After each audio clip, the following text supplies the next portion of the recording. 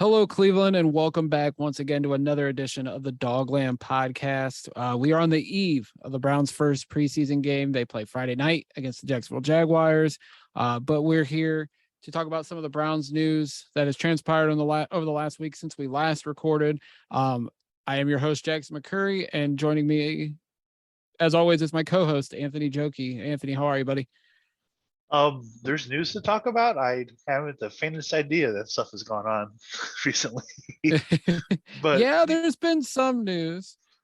I'm doing good. It seems like we could never escape it. So obviously we have quite a bit to go through since it's been a minute since we've talked. So Yeah, uh, it's been about a week and a half, but I mean, yeah, there's been some Browns news, just a little bit, and I'm not even talking about the Deshaun Watson, which we're not even going to talk about tonight because I feel like if you want to hear all of that stuff, go see the other amazing Browns podcasts out there. But like, we're just going to stick to football on this one. yeah, it's a hard thing to navigate, but when the final thing comes down, I guess that's when we'll talk about it. Literally, and like it could come anytime now.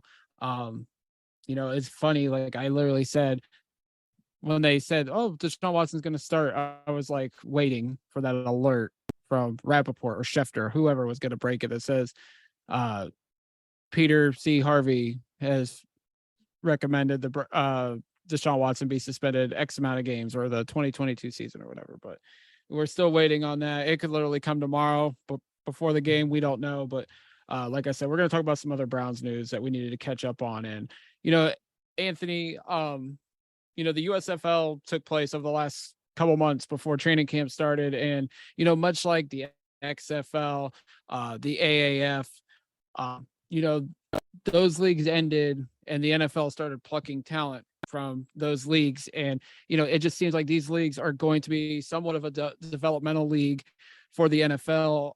The USFL came back after a long absence. They were the hot league in the 80s as a potential rival to the NFL. Now it's another upstart league, has a lot of former NFL players and coaches and everything, backing it, helping with the league. And, once again, the USFL season ends and talent starts getting plucked from that league. And, the Cleveland Browns did that the last couple years. They got, Dearness Johnson from the AAF, Michael Dunn from the XFL. And once again, the Browns do it. Over the last week, they have signed Derek Dillon, who is a wide receiver who played for the Tampa Bay Bandits, decent receiver.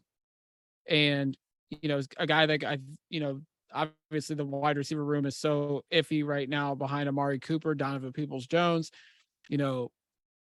Dillon was decent for Tampa, 30 or 28 catches for 386 yards, 4 touchdowns on 44 targets. So he was very effective. But the one thing that I did not know about him, Anthony, was Dillon was a kick returner. And, we'll get to the Jakeem Grant injury in a little bit, but, this is a guy that had 19 kickoff returns, averaged almost 24 yards per return.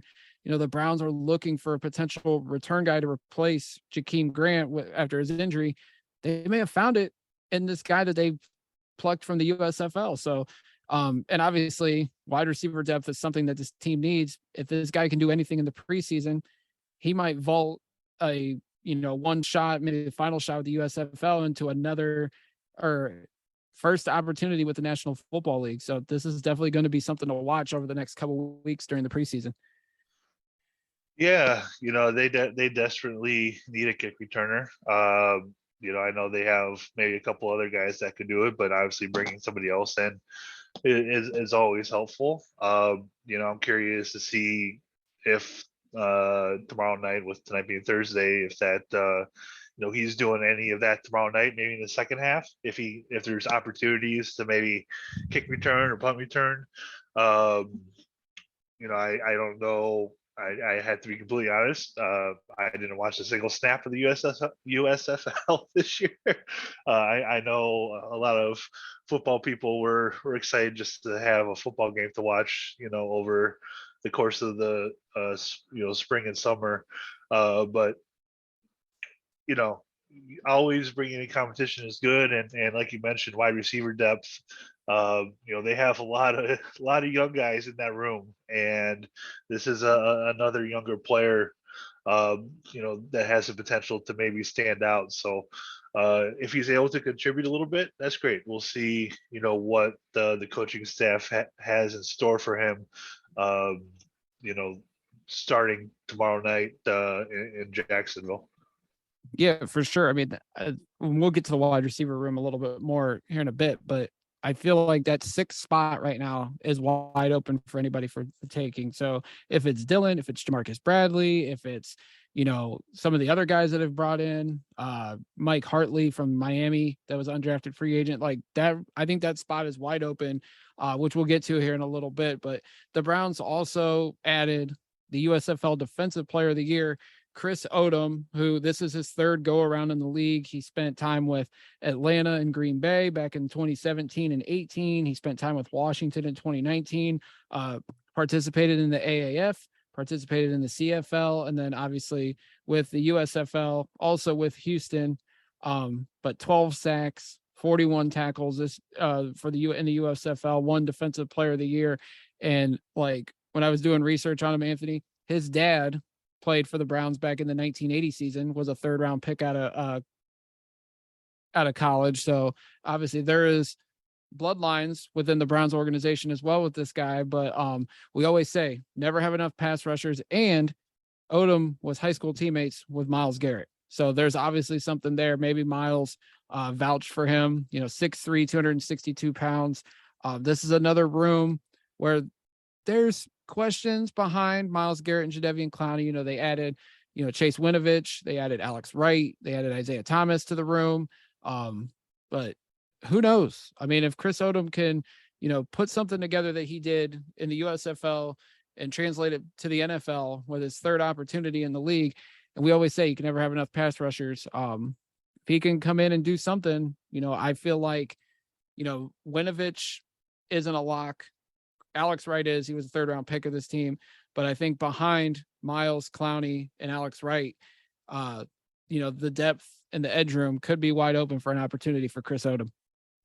Yeah, there definitely is. There's some other guys in there that need to prove some stuff. Curtis Weaver, Isaiah Thomas is the seventh rounder this year.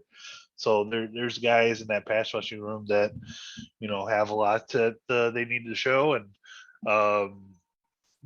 somebody who has, regardless, I know it's the USFL, but if you have 12 sacks, that's being a little bit of a disruptor. So I know he hasn't, stuck anywhere in the NFL over his career. But, if he can come in here, I guess you could almost call him a veteran defensive lineman because it's been like 6-7 years since he's come out of college. So, maybe a little bit of veteran presence will be helpful for some of these younger guys. I really don't know if you can call him that for sure, but just like the receiver we brought in, it's just another opportunity, for a guy to show what he has, and we'll see if the coaching staff has any good plans for them, starting tomorrow night. We'll see if they really, I'm not sure because they just signed how much they'll see the field, but hopefully they're able to get it on there, get some game film, and coaches like what they see. We'll very curious to watch tomorrow night because there's a lot of very interesting different questions that I have for tomorrow night. So hopefully we get some of those answers. Anthony, we're recording on Zoom, so I pulled this up because I know you can see it. You remember this guy, Alex Hall? Because he reminds me of Chris Odom. So I feel like Browns fans will remember him. He was a late round pick. He was a late round pick in 2007. I think he was touted coming out. People were, excited for him. He goes to the Eagles. They didn't pan out here. Goes to the Eagles, didn't pan out there. Bounced around the league. Then he goes to the Canadian Football League, and he had like 16 sacks in 1 year. And I feel like I'd have to remember, I could have sworn people on Brown's Twitter back in like 2013, 2014 were complaining that he didn't do anything in the NFL, but then he goes to the Canadian League and just balls out, and he like led the league in sacks. And I feel like this is a Chris Odom type guy, like bounced around a couple spots in the NFL, goes to the USFL, has 12 sacks, getting another opportunity in the league, much like this Alex Hall did, and then he just didn't pan out again. So it's like you can ball out in one football league, but if you get to the NFL and you can't do anything, it's not going to work out. So that's the name that immediately came to mind when I think of Chris Odom. Was this another Alex Hall type where he could be something, but he might not just be NFL worthy, but he could, tear it up in a league like the USFL or even the XFL when it restarts next year. I have no idea how you continue to pull these obscure Browns players from out of nowhere. I think it's a sick thing, and I think I might need therapy for it. You're gonna last a long time in therapy if that's what you need. Browns Anonymous. I'm surprised that group hasn't started yet. Trust me, I'm sure there would be plenty of people that'd be willing to join in a church basement somewhere to go over their feelings about the Browns. I know. So getting back to on the field stuff, Anthony, this past weekend we get David Bell back, Anthony Schwartz back. Both were dealing with injuries at the start of the camp. But as soon as we get two back, the Browns lose two into a pivotal room like the wide receiver room. Michael Woods, 6th-round pick out of Oklahoma, was having a good camp, getting time with the first team, showing off stuff in the one-on-ones. And I don't even remember if he did anything in the team drills, but he pulls a hamstring. And Kevin Stefanski said he's going to miss significant time. And that's why I said I think wide receiver 6 is up for grabs now, because I truly think Michael Woods is probably going to be in a spot where you're probably not going to see him during the preseason. You may see him the third game, I would imagine, if anything. But I have a feeling that they're going to let him be on the initial 53-man, put him on injured reserve after that, so he doesn't get picked up by another team if they do choose to cut him, and try to hope he makes it to the practice squad. And then IR him until he's ready to come back, or just stash him for the year. Say, we're just going to redshirt you this year. We like your upside. We'll bring you back in 2023 and you'll compete in the wide receiver room. But also then they lose Jakeem Grant on Tuesday, devastating injury, torn Achilles. Grant was one of the big free agent signings that they brought in this offseason, was going to hopefully, add a jolt to the return game, which has been lackluster since Travis Benjamin 5-6 years ago. And not only that, he was probably going to be a contributor at wide receiver because Schwartz and Bell were behind the 8-ball because of the injury. So there was a good chance Jakeem was going to get some action in the slot and also be that gadget guy at wide receiver that a lot of people were hoping Anthony Schwartz was going to be last year, coming out in the draft. So, Anthony, we get two guys back that we hope can contribute, but at the same time, we lose two guys in Woods and Grant for the at least the start of the 2022 season for Woods, but obviously the entire 2022 season for Jakeem Grant. Yeah, and to suffer these injuries with an already thin receiving core is not ideal. So they're going to have to find some replacements. I don't, that cut down day I think is going to be important when looking at the, receivers for this group or for this team. I'm not sure if there's a trade to be had or not. Maybe a free agent or two. So, I don't know if they realized how much they were going to overturn their receiving room this offseason. But obviously there's huge turnover with obviously losing Odell in the middle of the season, Jarvis Landry, Rashard Higgins to free agency. Is I don't know if they're planning on all that, but signing or drafting David Bell, is really about all they did, and Jakeem Grant too. So it's a shame to lose him. There's a free agent out there. I think depends on what happens with Deshaun's situation. Maybe could come in. With that being Will Fuller, and I guess it depends on how many games Deshaun gets suspended, because I would imagine they might want to play together. But yeah, it's I maybe it's almost like a Guardian situation, Jack. They have a lot of young guys at receiver, and maybe it's just going to be throw the young guys out there and it's trial by fire and figure out who you got.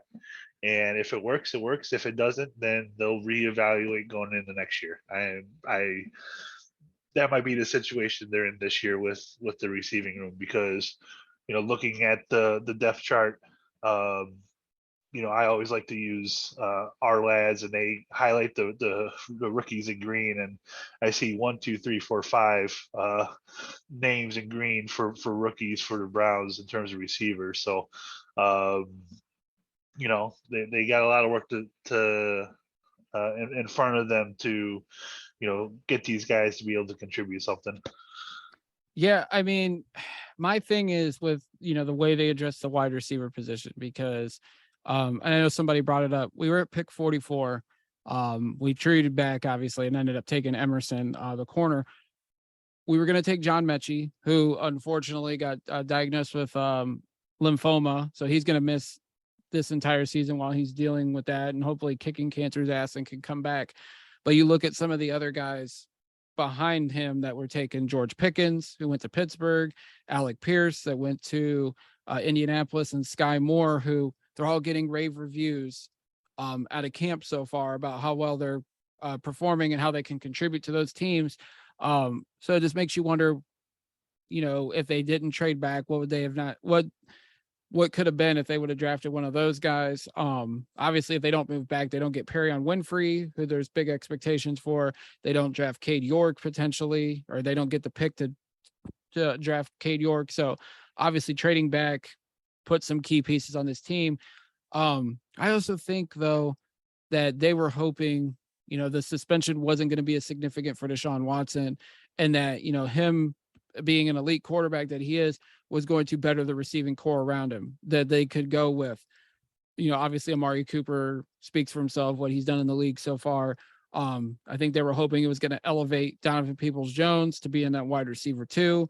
And then you have all these youngsters: Bell, Schwartz, Woods, Bradley, Harley Jr., Javon Wims, obviously the tight ends and the backs as well, that he was just going to elevate the talent around him, which is what elite quarterbacks do. Now they're obviously in a situation where Deshaun's out at least the first 6 games. He's probably going to be out the majority, if not the entire 2022 season. So now everybody's kind of hoping like, well, we need to put more weapons around Jacoby Brissett or whoever the starting quarterback's going to be. And now it's like, well, what did the front office do? I think they were thinking of the mindset that Deshaun was going to elevate the talent around him once he got on the field. Now we're all kind of looking like they probably should have prepared for both situations just in case the punishment for Watson was going to be more severe than maybe the Browns and even Watson himself were going to expect coming into camp. Well, they did do one thing in the offseason in terms of somebody who can catch the football, and that is they gave David Njoku a big contract. So, maybe their plan is this year is they're just gonna throw as much as possible to David Njoku because he does create mismatches. Yeah. Putting a corner up against them is not an easy thing with his height and size. Putting a linebacker up against him isn't easy with his speed. So, this certainly could be the David Njoku show on offense in terms of when they pass the football. So I think he creates a lot of mismatch problems, and they give him that big contract, so they certainly see some potential there. So if he's able to be the main focus in terms of targets, that could bode well for this Browns offense, whether it's Brissett or Deshaun throwing the football, or who knows, maybe even Jimmy G. We never know. So I think that the Njoku is going to be a real big focus of this passing attack, and we'll see if he can shine. And I think a lot of people forget that too. It's like everybody looks at the wide receiver position, but it's like we just paid David Njoku a lot of money. We have Harrison Bryant, who I think a lot of people are sleeping on, and I think he could have a breakout season this year as a second tight end. We also have Nick Chubb and Kareem Hunt and even Dearness, who all can catch passes out of the backfield. You also have Demetric Felton, which I think this is setting up for him to A, make the team, because I think he was on the bubble coming into camp, and B, being a contributor in the wide receiver room. I know he's still listed as the 5th string running back. I think he's in the wide receiver room. And like when I'm starting to formulate a projected 53-man roster, I have Cooper, Peoples-Jones, Bell. I have Schwartz, and then I pencil Demetric Felton in right now as wide receiver 5, barring any trade or if they do go out and ultimately sign a veteran receiver. I just think Felton showed flashes last year, and I think now he's been getting snaps in the slot and camp. Obviously, when Bell was out, Schwartz was out. But I just feel like Felton, like he's been working his tail off. We know he can do things in the backfield on bubble screens, et cetera, et cetera. I just think this is setting up. And if he comes out in preseason and kind of shows everybody, hey, I'm still here and I'm still a playmaker, this is setting up to where Felton's going to make this team and could make an impact of some sorts in that wide receiver room once the regular season starts. Yeah, he certainly has an opportunity, and I think this is also a big opportunity for Anthony Schwartz too. A guy who had a rough season last year with injuries. So when you look at Schwartz and Felton, both draft picks last year, Schwartz in the 3rd round, Felton in the 6th round. There's a huge opportunity for these guys to take a step and show what they have. So hopefully at least one of these guys is able to do so, this season, catching the football. Yeah, definitely. I think one of them are going to be considered for the return role now. Like Anthony Schwartz, I think can be a punt returner. Felton proved he could be a punt returner and was doing well until those fumbles, I think, in the Baltimore game caused him the job. And, the Browns wanted to go in another direction. I think Peoples-Jones was the punt returner down the stretch. And then obviously they bring Grant in, and that's now they have to kind of figure out what they're going to do in that regards. I don't think they're going to go sign somebody to be a return guy. I think you have Dearness Johnson who's done it, Felton who's done it, Schwartz, who I think has done it to a degree and I think can do it. Also, Mike Harley Jr. from Miami. He's got experience. We mentioned Derek Dillon. I think they're going to they're going to go by committee and see, we're going to give all you guys an opportunity. If you want to be on this team, prove you can do it in the return game. We've seen guys do it before and make the team. Josh Cribbs, prime example. Now, I know it's tough to compare these guys as potential return guys to a potential Hall of Famer, but this is how guys make the team. If they go out and make a special teams impact, if you want to be wide receiver 5 or 6, or even if they somehow carry 7, that's how you're going to make the team in the preseason, by proving it on special teams. Yeah, man, and there, like I said, there's a lot of young guys. So, regardless of whether they're gonna be out there as a receiver, they're gonna be playing on special teams because they're all young. And if you show a little bit extra on special teams, that might give you a leg up and earning some of that extra playing time too. Without a doubt. We look at the veteran receivers again, Anthony, and it gets brought up almost weekly, although I just don't know if there's a spot, because like I said, I mentioned 5 wide receivers. So I mean, if they do, like say they redshirt Mike Woods, there's a wide receiver open spot. I know people have mentioned Darius Slayton. Obviously with the whole Kareem Hunt thing, people have talked about Kareem Hunt potentially to the Giants for Darius Slayton. But like I look at the free agent list and I have it pulled up on screen share. Will Fuller constantly gets mentioned because of the connection with Deshaun Watson. I personally think if the Browns wanted Will Fuller and Deshaun Watson was advocating for Will Fuller, he would be here by now. You got T.Y. Hilton, who's had a couple injury plague seasons. Don't know really what he could do at this point. Cole Beasley's been a name brought up a lot as a guy that can play in the slot.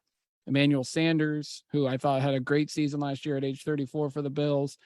Alan Hearns, Deshaun Jackson, who's a guy that I don't know if he's going to return kicks at 35 years old, but he's a speed threat. And then, D.D. Westbrook's been a name. Going to skip over Odell Beckham Jr. because I just don't see him coming back to Cleveland. Unless the Browns start red hot and he's like, hey, let me go hop on that wagon and try to help them win a Super Bowl. I just don't see it happening. So only if Deshaun was like playing, I think that would be maybe an option. Yeah, I think so too. But like, you look at this list, Anthony, is there anybody that you would just be like, bring them in? Let's see what they can do with Jacoby Brissett or whoever the quarterback's going to be.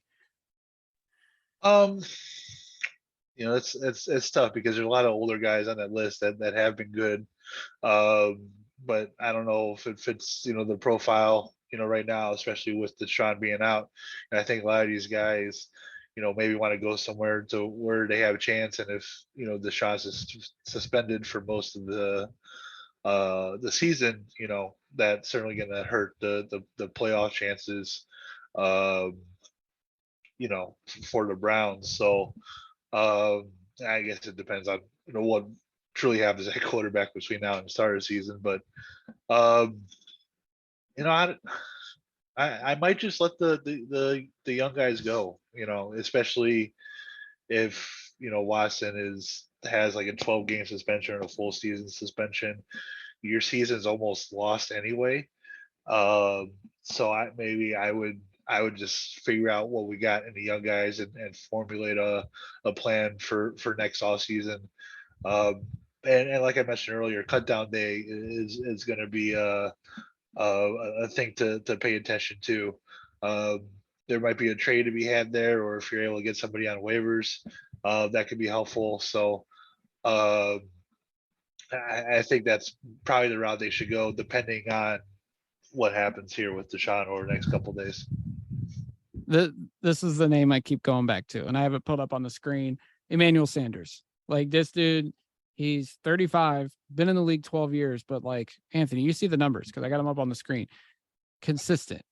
Like, he had a couple 1,000-yard seasons with Peyton Manning at quarterback in Denver. I mean, you look at the last 4 years: Denver, San Francisco, New Orleans, Buffalo, 4 different teams. He's had his worst in terms of receiving yards was 626, and it was last year. But he caught 42 balls, had 4 touchdowns, averaged 15 yards per catch. Like, I feel like this is a guy that he's still getting it done. Now, unless he just doesn't want to play or he's waiting, like he's taking the Odell Beckham method and it's like going to wait till like mid-season and latch onto a contender potentially. But like, I just feel like he's a good fit for what the Browns could do. He could play outside as wide receiver too. He could move in and play slot a little. And I feel like he'd be a good mentor to David Bell and even Donovan Peoples-Jones and Anthony Schwartz and some of these other young guys.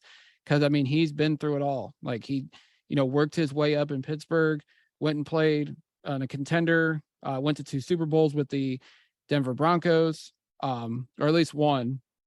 And then, has been on contenders the last 3 years with San Francisco, New Orleans, and Buffalo. Like, not saying the Browns aren't going to be a contender with Jacoby Brissett at quarterback, but I mentioned San Francisco, and we'll get to it. He's got something there with Jimmy G. Like, there's a chance that, if he liked playing with him and Jimmy G comes here, which we'll get to here in a second, but, that might be a scenario where Emmanuel Sanders comes back and he's a guy that Jimmy G connects with instantly. Yeah, that's definitely an opportunity too. I just don't know how attractive this team's going to be for a free agent right now, depending on what happens with the quarterback situation. For sure. That it unfortunately right now they're just in a wait and see mode, just like the rest of us. So it's certainly tough to maybe figure out a free agent or two, but I guess it all depends on what happens with the ruling here shortly. Yeah, for sure. Man, I just looking at Sanders' career numbers, I didn't realize he had almost 10,000 receiving yards and 50 receiving touchdowns. But I mean, he's been playing a long time though too. So yeah, definitely underrated receiver. Over 11 years in the league, so that's pretty consistent, having about 10,000 yards. Right. Yeah, he's definitely a very underrated receiver during this last decade or so. Around 2:00 today, Mary Kay dropped an article that on Cleveland.com and kind of surprised some people, because I remember early in the offseason, they were saying the Browns don't have interest in Jimmy Garoppolo. The Browns don't have interest. And, Brad Steinbuch from the OBR the last couple of weeks was saying, the Browns didn't have interest back in the beginning when they were looking for an upgrade over Baker. But now Mary Kay's reporting that the Browns will consider Jimmy Garoppolo if Watson's suspension increases. And I would take if out. I just feel like it's going to increase. It's not going to be 6 games. I would imagine. And there's a report that he's willing to do 8 games with a $5 million fine. I just think that it's kind of too little too late, because we all know the league is probably going to give at least a 12 game at this point. And I think a lot of us are expecting the season long suspension. But now I think the Browns realize that, Watson's going to be out the majority of the season. There's too much talent on this team. They have to keep trying to contend. And I feel like if they get Jimmy Garoppolo, which a lot of people are indifferent on him because, he's missed some key throws in big games and all this, but, Anthony, he's been to the NFC Championship twice, been to the Super Bowl once. He's been in winning organizations since he stepped foot in the league, obviously drafted by New England, goes to San Francisco and turns their franchise around with Kyle Shanahan and company. But, the Browns, even though I like Jacoby Brissett, I feel like if Watson's out the majority or the entire season, they have to not only consider, I think they need to go get Jimmy G, because the array of talent on this team, you cannot afford to waste a whole season on, just Jacoby Brissett, who I don't think they expected to play the whole season, but now they're in a situation where he might have to. And I think the Browns are reconsidering their options at this point. Yeah, you have to. I mean, like you said, you can't waste a whole season, especially when you have like Myles Garrett in their prime, Denzel Ward. You just signed a big contract. You have to go out and do something. Hopefully, even if it's like a 10-game suspension or 12-game suspension, I think you still have to go out and get him, because gives you a better chance to win. You just brought up his stats there. He threw for 3,800 yards last year, 68% completion percentage, 20 touchdowns and 12 interceptions. So there's definitely, he's been around the league quite a while. So hopefully, if the suspension is longer than like 8 games or so, I think you have to go and get him. He's the best option out there at the moment, and like I said, you can't afford to waste any of these guys' seasons, especially for these guys that are pretty much in their prime at the moment. Yeah, I think the thing that rubs Browns fans like off on Garoppolo right now, that they just don't want to go for it. It's right here. It's $24.2 million is his base salary. It becomes fully guaranteed September 10th.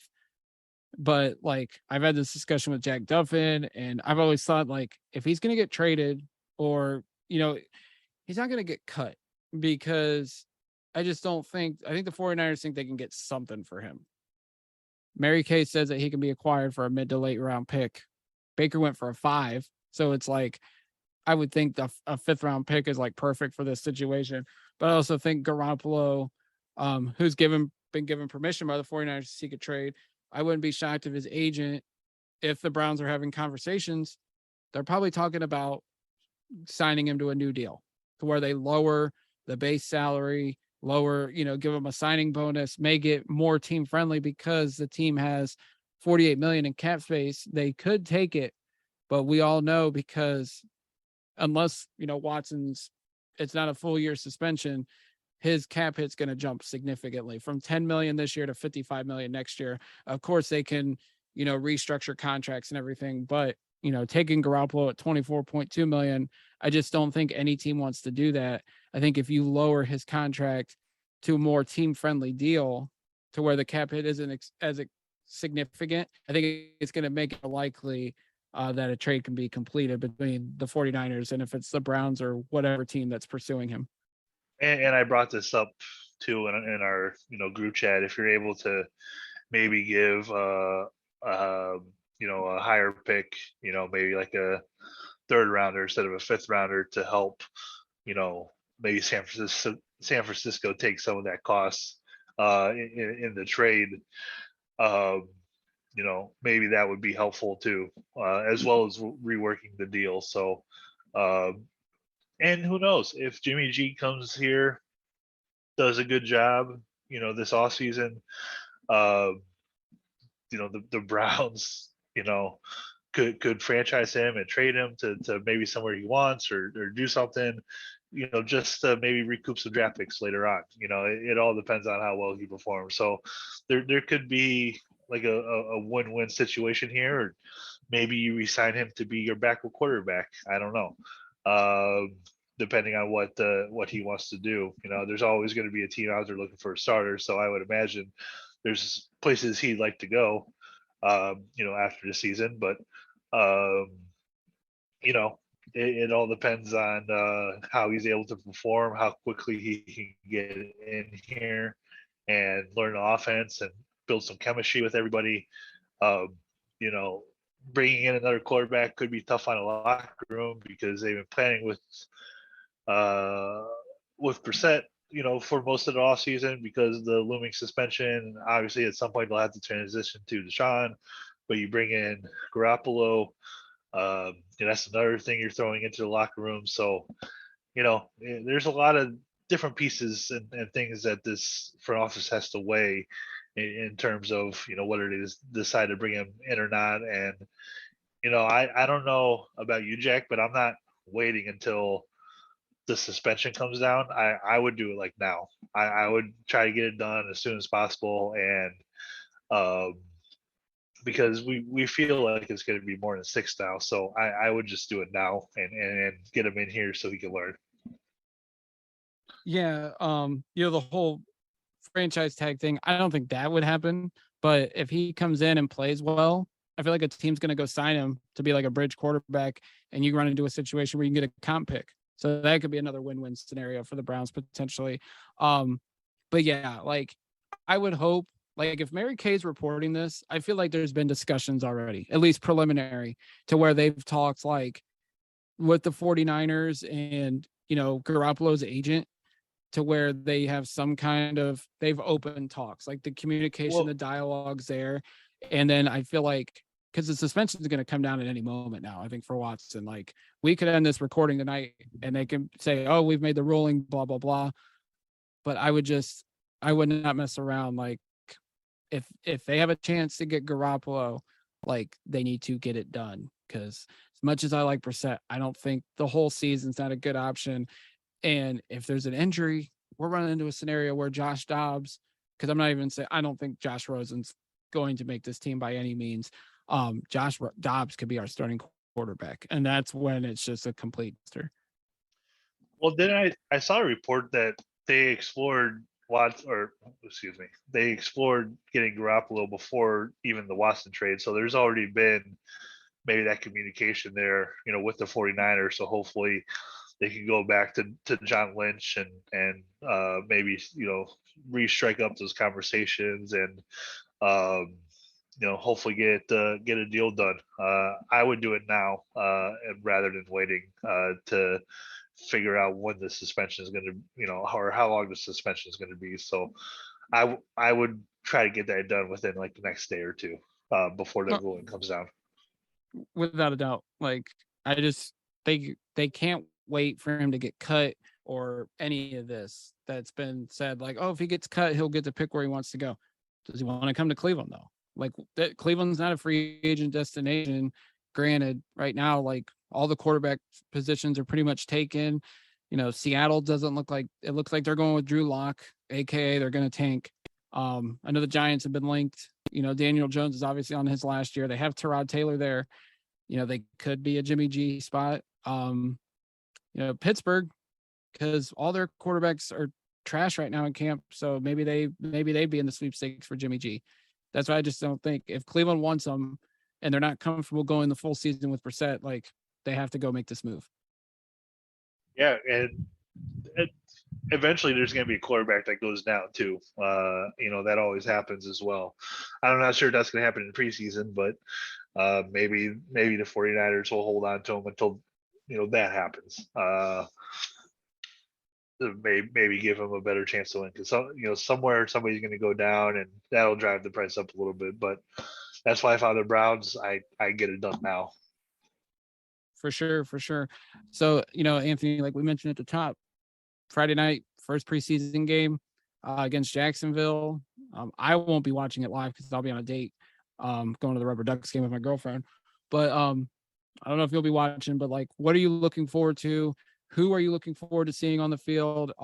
Like, do you have like anything that you're going to be watching closely come Friday night during the preseason opener? Yeah, it kind of goes back to the last episode we did. I want to watch Nick Harris. See how he transitions into this offensive line. Obviously, not having Treader anymore. Putting Nick Harris in there now. He has to gel with the rest of the offensive line, and I hope that he's able to do a decent job. So that's one thing I'm going to watch, and I guess it's going to be both lines, the interior defensive line too. So that I want to see, some of these guys: Jordan Elliott, Taven Bryan, Togi Winfrey, Sheldon Day.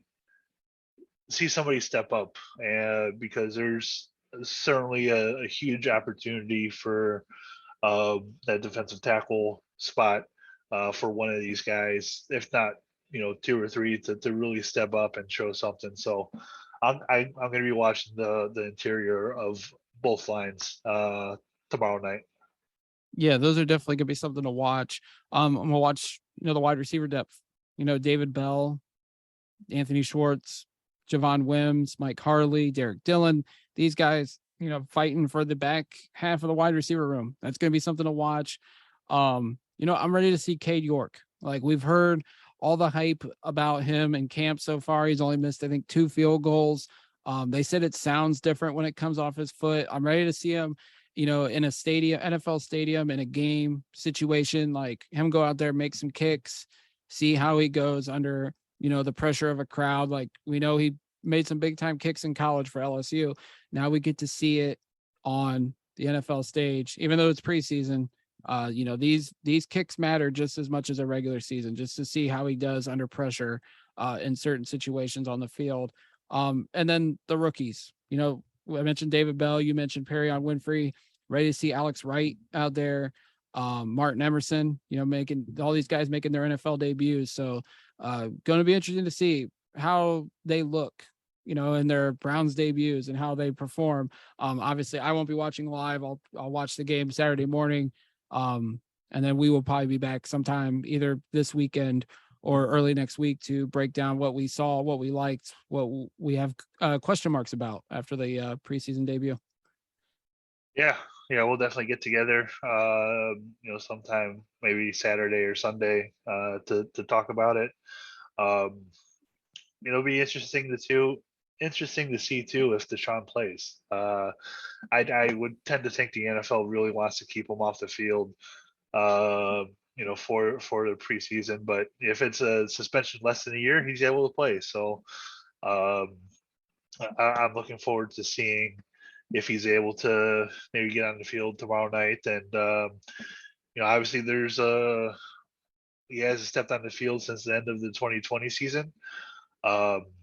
So there's certainly some things he's going to have to work on too. So we'll see if he's able to play or not. Yeah, I mean, as of right now, at 8:38 p.m. on Thursday, Deshaun Watson is expected to make his Browns debut. We will see. I have a feeling, have a hunch that he's probably not going to be on the field because, like you said, I don't think the NFL wants him on the field. So I feel like the decision's probably going to come down tomorrow as they're preparing to play their game. So it's going to be interesting to see how they approach it. If he doesn't play, I would expect we see Jacoby for a little bit and then get him off the field to avoid injury. And then it's going to be mostly Josh Dobbs and Josh Rosen out there. So definitely going to be interesting to see how it all shakes out. We'll be back, like Anthony said, probably sometime this weekend, if not early next week, to break down, the preseason game. And if there's any Deshaun Watson news or any other major Browns news. So with that said, you guys can follow Anthony on Twitter at Anthony Jokey. You can follow me on Twitter at Jack McCurry08 and the Dogland at the Dogland. That's DAWG. But if you're a Browns fan, you already know that. We thank you all for listening. And until next time, as we get on out of here, go Browns.